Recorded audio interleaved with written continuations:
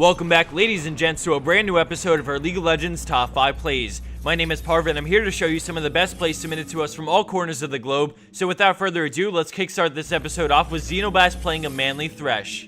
At the start, we see the enemy Jarvan coming up the brush as Xeno winds up his hook and reels him in, but his AD carries behind on gear, so they try and disengage. Jarvan EQs knocking them both up, but an excellent double play grants us some distance, and then the shield from the Lantern absorbs just enough to keep him alive as Thresh exhausts Jarvan and turns the heat, getting him extremely low thanks to the tower. Thresh then follows through and grabs the kill on Jarvan, and then doesn't stop there as he gets on Miss Fortune, using Flay to keep her away from the brush. Out of nowhere, he turns with his Q, pulling her away and then opting to go man mode, diving in as Hecarim abandons the kill on Ezreal to help out Miss Fortune, but it's too late as the red buff infused Thresh gets the double. After some cutting back on Hecarim and a shield to absorb some damage, Thresh guarantees his safety with a flash, which also buys time for Ezreal to get a piece of the pie. So which one was the AD carry?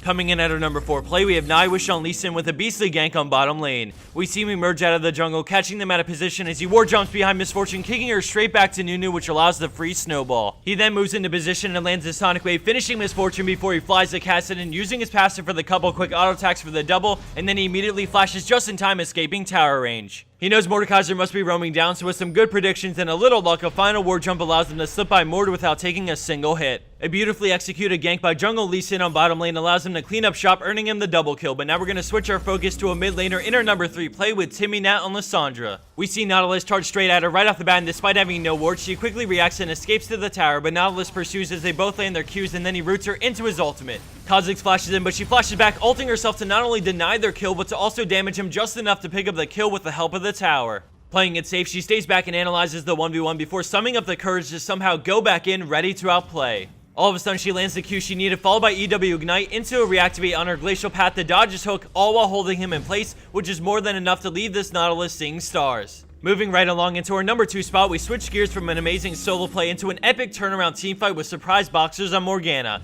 We start right into the action where Jarvan catches Kha'Zix with no leap up, so he EQs in and the fight begins. He lands a great Cataclysm on 3 members of her team as we see Ezreal start to wind up True Shot Barrage, and at this point, things are a disaster. Sona is moving in for a crescendo follow-up stun, and then the damage from Ezreal and TF will obliterate their team, so they quickly react. Zyra and Gangplank both land amazing ults, and to put the cherry on top, Morgana flashes into the center, hitting every single one of them with a devastating Soul Shackles. And just like that, the tables have turned. The CC chain from the Zyra ultimate knockup into the Soul Shackles slow and stun and all, while Gangplank's ultimate beats away at them, completely turns this fight 180 degrees in the favor of blue team, resulting in a 4-for-1.